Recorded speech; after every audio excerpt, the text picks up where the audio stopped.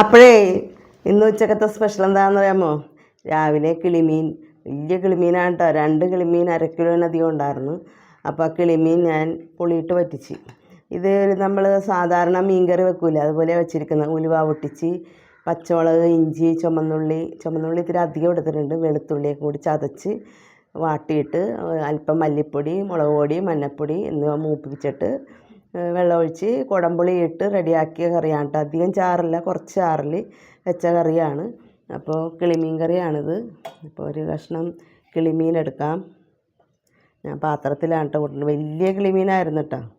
അപ്പോൾ അല്പം ചാറ് കൊടുക്കാം.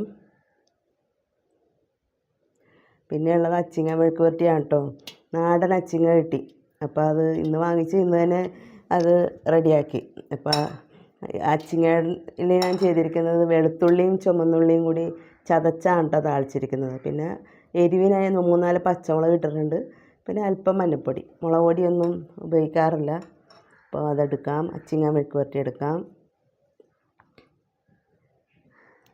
പിന്നെ നമ്മുടെ താരം ഇങ്ങനെ നിൽപ്പുണ്ട്. താരത്തിന് 2 കഷ്ണം എടുക്കണം.